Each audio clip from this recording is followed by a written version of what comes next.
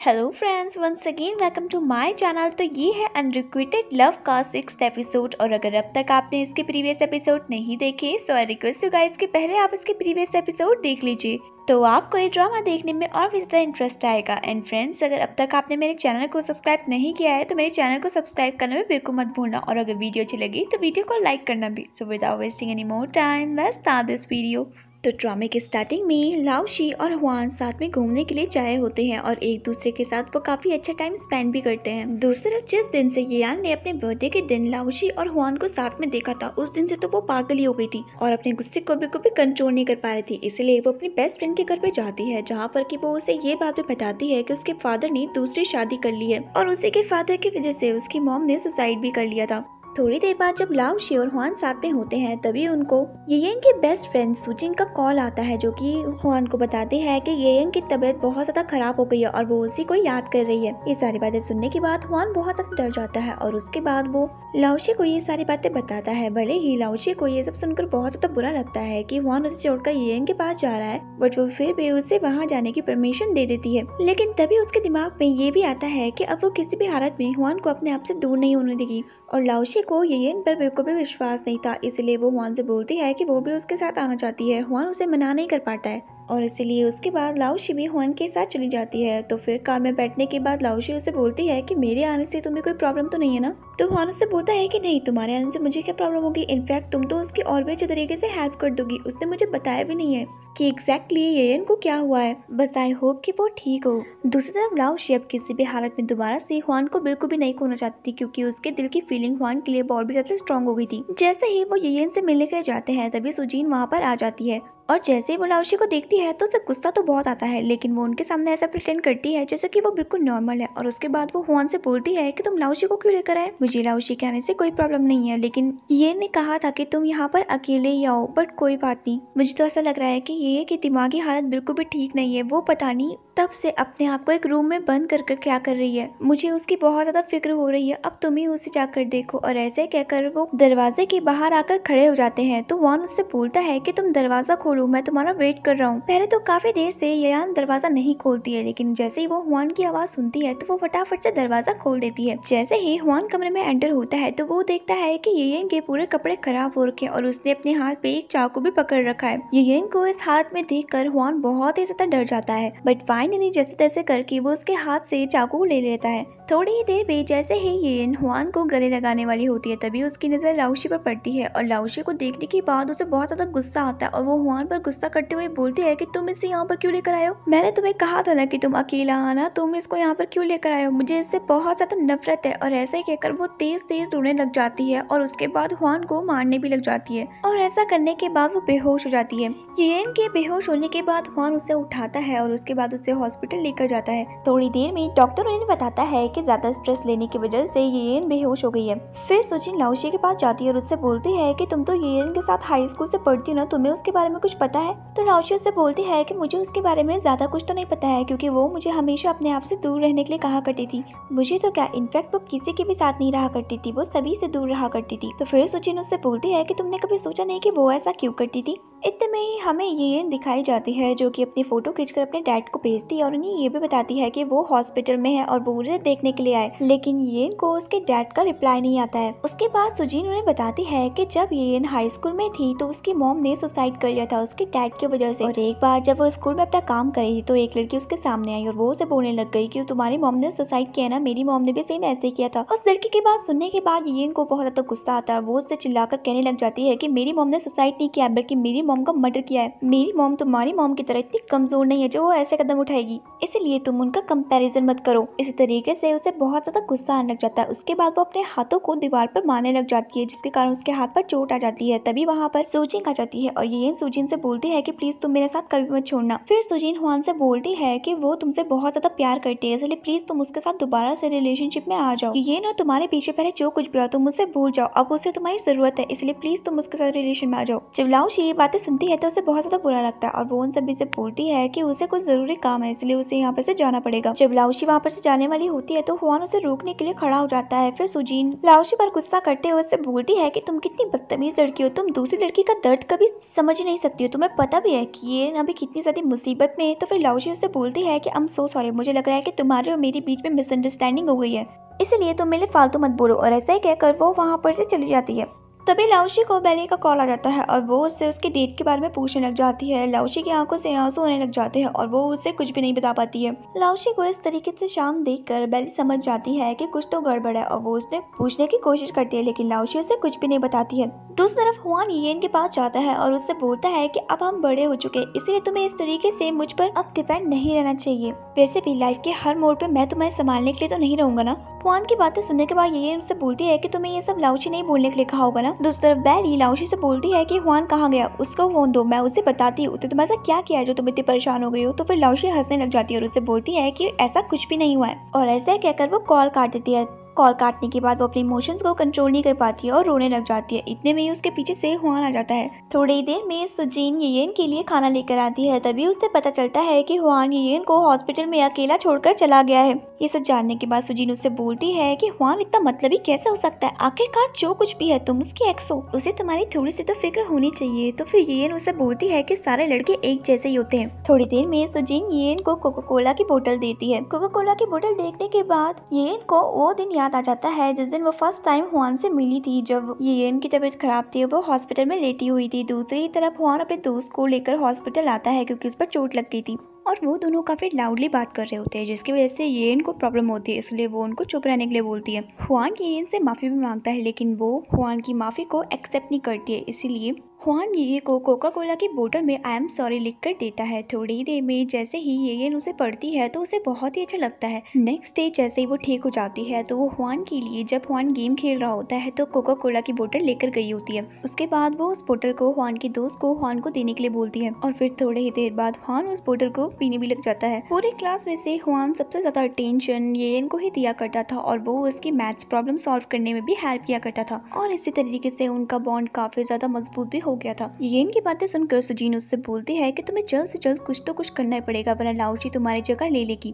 थोड़ी ही देर पे लाओशी जब हुआन को इग्नोर मार रही होती है तो हुआन उसे रोकता है और उससे बोलता है कि आई एम सो सॉरी, मुझे माफ कर दो प्लीज, मैं आज के बाद तुम्हारे साथ ऐसा कुछ भी नहीं करूंगा। हुआन की बातें सुनने के बाद लाओशी का गुस्सा उतर जाता है और वो उसे माफ कर देती है। जब वो दोनों एक दूसरे से बात कर रहे होते हैं तो उन दोनों को साथ में लाओशी की मॉम देख लेती है। थोड़ी देर में लाओशी जब अपने घर पे जाती है तो वो अपनी मॉम को सरप्राइज देती है, बट उसको तो पता ही नहीं था कि उसकी मॉम ने उसे ऑलरेडी देख चुका है। लाओशी और हुआन को साथ में देखने के बाद भी उसकी मॉम इस बारे में कोई भी टॉपिक पे बात छेड़ती नहीं है। नेक्स्ट डे हुआन और लाओशी साथ में बैठे होते हैं लाइब्रेरी में और पढ़ाई कर रहे होते हैं, लेकिन हुआन का ध्यान पढ़ाई से कम लाओशी पर ज्यादा होता है और वो बस लाओशी को ही देख रहा होता है। तो फिर लाओशी उससे बोलती है कि तुम थोड़ा बहुत पढ़ाई भी कर लो। चलो ठीक है, तुम्हें पढ़ाई नहीं करनी है तो एक काम करती है, हम ब्रेकफास्ट करने के लिए चलते हैं। जब वो ब्रेकफास्ट करने के लिए जाते हैं तो उन्हें वहाँ पर बेली सांग भी दिख जाते हैं, तो वो चारों के चारों साथ में बैठकर ब्रेकफास्ट करने लग जाते हैं। तो जब वो चारों साथ में बैठकर ब्रेकफास्ट कर रहे होते हैं तो इतने में ही वहाँ पर येन भी आ जाती है। येन जैसे ही वहाँ पर आती है तो लाओशी उससे उसकी तबीयत के बारे में पूछती है, उसके बाद वो वहाँ पर से चली जाती है। इससे पहले कि लाओशी वहाँ पर से जाती है, येन उसे रोकती है और उससे बोलती है कि उसे उनसे भी जरूरी बात करनी है। उसके बाद वो उन सभी को बताती है कि उनके कॉलेज में एक कंपटीशन होने वाला है, जिसमें कि वो हुआन को कन्विंस करती है उस कंपटीशन में पार्टिसिपेट करने के लिए। हुआन को येन का आइडिया अच्छा लगता है और उसके बाद वो सभी डिसाइड करते हैं कि वो इस कंपटीशन में एज अ टीम पार्टिसिपेट करेंगे। नेक्स्ट डे हुआन पूरे प्लान के साथ आया होता है और वो अपनी टीम को बताता है कि जिस प्रोजेक्ट पे वो काम करेंगे उसका नाम है चिल्ड्रन लॉस प्रिवेंशन ऐप, जिसमें कि जो भी बच्चे खो जाएंगे ट्रैकिंग ऐप की मदद से वो अपने बच्चों को इजीली ढूंढ सकते हैं। ये सारी बातें सुनने के बाद लाओशी को उसी दिन की याद आती है जिस दिन हुआन उससे प्रॉमिस करता है कि वो एक ऐसा ऐप बनाएगा जिसकी वजह से वो कभी भी खो नहीं पाएगी। जैसे ही लाओशी ये सुनती है तो उसे ऐसा लगता है कि वाकई में हुआन की लाइफ में उसकी बहुत ज़्यादा इंपॉर्टेंस है। हुआन जैसे ही अपना आइडिया सभी लोगों को बताता है तो उनको हुआन का आइडिया काफ़ी अच्छा भी लगता है और वो सभी इजीली उस प्रोजेक्ट पे काम करने के लिए मान भी जाते हैं। और इसी तरीके से नेक्स्ट डे वो सोशल मीडिया पे ये अनाउंस कर देते हैं कि इस बार हुआन भी इस कंपटीशन में पार्टिसिपेट कर रहा है।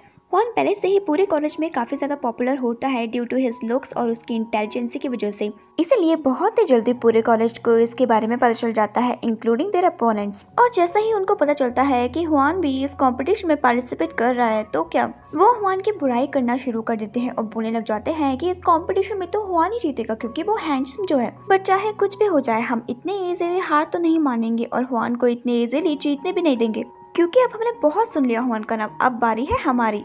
इतने में ही वहाँ पर हुआन और उसकी टीम आ जाती है। हुआन उनसे बहुत ही पोलाइटली बात कर रहा होता है, लेकिन उसके अपोनेंट को तो पता नहीं क्या होता है, वो उससे बहुत ही बदतमीज तरीके से बात कर रहे होते हैं। और इससे पहले कि हुआन उनसे कुछ भी बोलता, वो हुआन को उसके पापा के नाम से चिढ़ाने लग जाते हैं, क्योंकि उन्हें पता था कि हुआन का ट्रिगर पॉइंट उसके पापा ही है। बट फिर भी हुआन उनको कुछ भी नहीं कहता है और वहाँ पर से चला जाता है। थोड़ी देर में जीबी उनके पास आता है और उनसे बोलता है कि तुम इस कॉम्पिटिशन में पार्टिसिपेट कर रहे थे, मुझे भी बता देते, मैं भी तुम्हारी टीम में ज्वाइन हो जाता। बाय द वे, अब जो हो गया उसे रहने दो, अगर तुम्हें थोड़ी सी भी जरूरत पड़ेगी ना मेरी तो तुम मुझे बता देना। और ये रहा मेरा एटीएम कार्ड। और ऐसे कहकर वो उसे अपना एटीएम कार्ड दे देता है। हुआन उसे पकड़ने के लिए मना करता है, बट ये फटाफट से उस एटीएम कार्ड को पकड़ लेती है और उसके बाद वो जीबी को थैंक यू बोलती है। जीबी के जाने के बाद हुआन उससे बोलता है कि तुमने उसका एटीएम कार्ड क्यों पकड़ा, वो तो हमारी टीम में है भी नहीं। तो फिर येन उससे बोलने लग जाती है कि हमें पैसों की जरूरत पड़ेगी, इसीलिए मैंने इससे एटीएम कार्ड पकड़ा। थोड़ी देर में जैसे ही हुआन वहाँ पर से जाता है तो बहुत सारे बच्चे वहाँ पर आ जाते हैं, जो कि हुआन को बोलते हैं कि वो भी उसकी टीम में शामिल होना चाहते हैं। लेकिन हुआन उनसे बोल देता है कि उनकी टीम कंप्लीट हो चुकी है, इसलिए अब वो किसी भी पर्सन को रिक्रूट नहीं कर सकते हैं। हुआन जब क्लास में बैठा होता है तो उसके दिमाग में अपने अपोनेंट की ही बातें चल रही होती है, इसीलिए वह उदास होकर बैठा होता है। तभी जान लाओशी को ये सारी बातें बताता है कि क्यों आखिरकार आज हुआन इतना उदास हो रखा है। लाओशी जैसे ये सारी बातें सुनती है तो उसे बहुत ही ज़्यादा बुरा लगता है, बट उसके बाद वो जान को चुप होकर बैठने के लिए बोलती है और हुआन की तरफ देखने लग जाती है। हुआन की शक्ल देखकर वो समझ जाती है कि वो वाकई में बहुत ज़्यादा उदास हो रखा है। थोड़ी देर में रीलिंग जैंग के पास आती है और उससे बोलने लग जाती है कि उसे भी उनकी टीम में शामिल होना है। तभी जैंग उसको बताता है कि उसके टीम के मेंबर्स तो कंप्लीट हो चुके हैं और हुआन भी इस मूड में नहीं है कि वो नए मेंबर्स को रिक्रूट करे। तभी वहाँ पर लाओशी भी आ जाती है। थोड़ी देर में हुआन का मूड ठीक करने के लिए लाओशी उसके पास जाती है और उसके बाद वो दोनों ही साथ में बैठकर नूडल्स खाने लग जाते हैं और इसी तरीके से काफ़ी सारा टाइम एक दूसरे के साथ स्पेंड भी करते हैं। और इसी तरीके से लाओशी हुआन से बोलती है कि तुम ना हमेशा इस तरीके से खुशी अच्छे लगते हो, कभी भी दुखी मत हुआ करो। नेक्स्ट डे से ही वो सभी अपने प्रोजेक्ट पे काम करना शुरू कर देते हैं। टीम का हर मेंबर किसी भी हालत में इस कंपटीशन को जीतना चाहता था, इसीलिए सभी अपने पर्सनल राइवल्स को छोड़कर कंपटीशन को जीतने में ज़्यादा फोकस करते हैं। थोड़ी ही देर पे उनके ऑफिस के बाहर पर वांग रुई आ जाती है और वो सिक्योरिटी गार्ड से बोलती है कि उसे अंदर जाने दे, क्योंकि वो भी हुआन की टीम की मेंबर है। तो सिक्योरिटी गार्ड उसे पहले अंदर जाने के लिए मना करते हैं, लेकिन जैसे ही वो ऐसे बोलती है तो वो हुआन को कॉल मिलाने वाले होते हैं और जैसे ही वो हुआन को कॉल लगाने वाले होते हैं, वांग रुई वहाँ पर से चली जाती है। थोड़ी ही देर में हुआन और उनके दोस्तों के लिए कोई ब्रेकफास्ट भेजता है, जिसमें कि हर एक के लिए अलग ब्रेकफास्ट होता है और उनके ब्रेकफास्ट के टिफिन पे उनका नाम भी लिखा रहता है। सभी लोग सरप्राइज हो जाते हैं कि उनके लिए इतना प्यारा सा गिफ्ट किसने भेजा है। उसके बाद जैसे ही वो सभी टिफिन बॉक्स खोलते हैं तो वो देखते हैं कि उनमें उन सभी की फेवरेट डिशेस है। इतने में ही हुआन उन सभी को बताता है कि ये जो गिफ्ट है उन्हें किसी और ने नहीं बल्कि लाओशी ने ही भेजा है। वो सभी लोग लाओशी की बहुत ज्यादा तारीफ करने लग जाते हैं। उसके बाद हुआन भी अपना टिफिन खोलकर ब्रेकफास्ट करने लग जाता है। हुआन यूजुअली तो अपना खाना किसी के भी साथ शेयर कर लेता था, लेकिन आज वो अपना खाना किसी के भी साथ शेयर नहीं करता है, क्योंकि उसका खाना आज उसकी फेवरेट लाओशी ने जो भिजवाया होता है। दूसरी तरफ वांग रुई को सिक्योरिटी गार्ड पर बहुत ज्यादा गुस्सा आता है, लेकिन उसके बाद वो फटाफट से येन को मैसेज करती है और उससे बोलती है कि तुम तो हुआन की टीम में ही हो ना, तो तुम हुआन को और लाओशी को एक कैसे होने दे सकती हो, तुम ना अच्छे से उन पर नजर रखो। यही सारे मैसेज पढ़कर येन को बहुत ज्यादा गुस्सा आता है और वो उससे बोलती है कि मैं जो कुछ भी करूँ वो मेरी मर्जी, तुम मुझे मत बताओ कि मुझे क्या करना है और क्या नहीं करना। थोड़ी देर में हुआन के रूममेट स्वान से पूछते हैं कि क्या वो अपनी गर्लफ्रेंड्स को यहाँ पर लेकर आ सकते हैं, क्योंकि उन्हें ये ऑफिस वाकई में बहुत पसंद आया और जैसे ही उनकी गर्लफ्रेंड उन्हें इस ऑफिस में काम करते हुए देखेगी तो उनकी इज्जत उनकी नजरों में और भी ज्यादा बढ़ जाएगी। हुआन तो उनकी बातों को सुनकर हंसने लग जाता है, बट जांग उन्हें उनकी गर्लफ्रेंड्स को यहाँ पर लेकर आने के लिए मना कर देता है। तभी वहाँ पर जांग की गर्लफ्रेंड रेलिंग वहाँ पर आ जाती है। जैसे ही रेलिंग वहाँ पर आती है तो जांग के दोस्त उसे डांटने लग जाते हैं और उससे बोलते हैं कि हमारी गर्लफ्रेंड को तो लेकर आने के लिए मना कर दे, लेकिन अपने गर्लफ्रेंड को यहाँ पर लेकर आ गया है। तो जब वो इसी तरीके से अपनी गर्लफ्रेंड्स को वहाँ पर लेकर आने के लिए झगड़ रहे होते हैं तो दूसरी तरफ हुआन अपने ऐप को प्रैक्टिकली चेक करने के लिए अपने साथ लाओशी को लेकर जाता है और उसके बाद लाओशी को वो जानबूझ के एक घने जंगल में भेज देता है, जहाँ पर कि ठीक से सिग्नल भी नहीं आते हैं। ये सब देखकर लाओशी उसे कॉल करती है और उससे बोलती है कि मुझे ऐसा लग रहा है कि मैं खो गई हूँ, और ऐसे कहकर जब वो पीछे पीछे जा रही होती है तभी वो हुआन से टकरा जाती है और इस तरीके तरीके से फाइनली वो अपने ट्रैकिंग ऐप को भी एग्जीक्यूट कर देख ही लेते हैं, जो कि बहुत ही अच्छे तरीके से काम कर रहा होता है। थोड़ी ही देर पे लाओशी और हुआन साथ में बहुत सारा टाइम स्पेंड करते हैं और दोनों ही ग्राउंड में लेटकर मौसम का नज़ारा देख रहे होते हैं। वैसे ही हुआन मौसम का नज़ारा कम और लाओशी को ज़्यादा देख रहा होता है। तो चलिए फ्रेंड्स, आज के लिए बस इतना ही। बाकी का ड्रामा मैं आप सभी को नेक्स्ट एपिसोड में सुनाऊंगी। तब तक के लिए बाय।